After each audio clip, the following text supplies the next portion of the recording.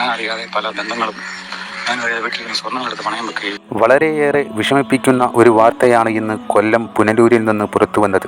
സ്വന്തം ഭാര്യയെ വെട്ടി കൊലപ്പെടുത്തിയതിനു ശേഷം ഫേസ്ബുക്ക് ലൈവിൽ വന്ന് ഈ കാര്യം ജനങ്ങളോട് തുറന്നു പറഞ്ഞ ഒരു ഭർത്താവ്. എന്തുകൊണ്ടാണ് താൻ ഇത്തരത്തിലൊരു കാര്യം ചെയ്തത് എന്നതിന് ഇയാൾ പറയുന്നത്, എൻ്റെ ഭാര്യ ഞാൻ അറിയാതെ പല ബന്ധങ്ങളും പുലർത്തിയെന്നും ഞാൻ അറിയാതെ വീട്ടിലുണ്ടായിരുന്ന സ്വർണങ്ങൾ എല്ലാം പണയത്തിലാക്കിയെന്നും കൂടാതെ ആഡംബര ജീവിതം ആഗ്രഹിച്ച് തന്നെ ബുദ്ധിമുട്ടിച്ചെന്നൊക്കെയാണ്. കൊല്ലം പുനലൂരിലെ കലയനാട് ചരുവിള വീട്ടിൽ ശാലിനിയാണ് ഇത്തരത്തിൽ സ്വന്തം ഭർത്താവിൻ്റെ കൈകൊണ്ട് ദാരുണമായി കൊല്ലപ്പെട്ടത്. ഇന്ന് രാവിലെ 6 മണിക്കും 7 മണിക്കും ഇടയിലാണ് ഈ ദാരുണ സംഭവം ഉണ്ടായത്. ശാലിനിയുടെ നിലവിളി കേട്ടാണ് അയൽക്കാരെല്ലാം ഓടിക്കൂടിയത്. അപ്പോഴാണ് രക്തത്തിൽ കുളിച്ചു കിടക്കുന്ന ശാലിനിയെ കണ്ടത്.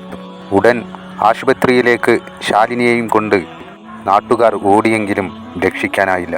ഭർത്താവിനും ഭാര്യയ്ക്കും ഇടയിൽ ഉണ്ടാകുന്ന അഭിപ്രായ വ്യത്യാസങ്ങൾ സാധാരണമാണ്. എന്നാൽ ആ വ്യത്യാസങ്ങൾ സംസാരത്തിലൂടെയും സഹനത്തിലൂടെയും ആവശ്യമെങ്കിൽ വിദഗ്ധരുടെ സഹായത്തിലൂടെയും തീർക്കേണ്ടതാണ്. എന്നാൽ ചിലർ തിരഞ്ഞെടുക്കുന്നത് അതിക്രമമാണ്. അത് ജീവിതങ്ങൾ അവസാനിപ്പിക്കുന്നു, കുട്ടികളുടെ ഭാവി തകർക്കുന്നു, ഒരു കുടുംബത്തെ മുഴുവൻ ഇരുട്ടിലാഴ്ത്തുന്നു. സ്വന്തം ഭാര്യയെ ദാരുണമായി വെട്ടി കൊലപ്പെടുത്തിയതിനു ശേഷം ഫേസ്ബുക്കിൽ ലൈവിൽ വന്ന് ഇയാൾ പറഞ്ഞ കാര്യങ്ങൾ തികച്ചും ഇയാളൊരു മാനസിക രോഗിയാണോ എന്നുള്ള കാര്യത്തിലേക്കാണ് വഴിവെക്കുന്നത്. കാരണം വെറും സംശയത്തിൻ്റെ പേരിലാണ് ഇയാൾ തൻ്റെ 2 മക്കളെ പെറ്റുപോറ്റിയ ഒരു മാതാവിനെ ദാരുണമായി വെട്ടി കൊലപ്പെടുത്തിയത്. നിരന്തരമായി ഐസക്കിനും ശാലിനിക്കുമിടയിൽ ഇത്തരത്തിലുള്ള പ്രശ്നങ്ങൾ അരങ്ങേറിയിരുന്നു. ഇവർ കുറച്ചുനാൾ അകൽച്ചയിലായിരുന്നു എന്നൊക്കെയുള്ള വാർത്തകളെല്ലാം പുറത്ത് വരുന്നുണ്ട്. ലൈവ് ഇട്ടതിന് ശേഷം പുനലൂർ പോലീസ് സ്റ്റേഷനിലെത്തി സ്വയം കീഴടങ്ങുകയായിരുന്നു പ്രതി. സമൂഹമായി നമ്മൾ ഇത്തരം പ്രവൃത്തികളെ ചെറുക്കേണ്ടതാണ്. വീട്ടിലെ പ്രശ്നങ്ങൾ നേരിടുന്നവർക്ക് പിന്തുണയും കൗൺസിലിങ്ങും നൽകണം. യുവാക്കളെ സഹനത്തിലും ആത്മനിയന്ത്രണത്തിലും വളർത്തണം. നിയമം ഇത്തരം ക്രൂരതകളോട് കർശനമായി തന്നെ പ്രതികരിക്കണം. അവസാനമായി ഈ സംഭവം ഒരു കുടുംബത്തിൻ്റെ ദുരന്തം മാത്രമല്ല, നമ്മുടെ സമൂഹത്തിനുള്ള വലിയ മുന്നറിയിപ്പാണ്. നാം എല്ലാവരും തന്നെ വീടുകളിൽ സമാധാനവും സ്നേഹവും വളർത്താൻ ശ്രമിക്കണം. ഒരു കുടുംബത്തിൻ്റെ സന്തോഷം തന്നെയാണ് സമൂഹത്തിൻ്റെ സുരക്ഷയും സന്തോഷവും.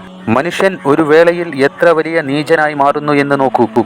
താലികെട്ടി 20 വർഷത്തോളം തൻ്റെ കൂടെ കിടന്ന തൻ്റെ സ്വന്തം ഭാര്യയെ തന്നെ ഒരു വേളയിൽ സംശയത്തിൻ്റെ പേരിൽ ഇത്തരത്തിൽ ദാരുണമായി കൊലപ്പെടുത്തുവാനുള്ള മാനസികാവസ്ഥയിലേക്ക് ഒരു മനുഷ്യൻ മാറിപ്പോകുന്നു എന്നുള്ള കാര്യം ഒരിക്കലും ഉൾക്കൊള്ളാൻ കഴിയാത്ത ഒന്ന് തന്നെ.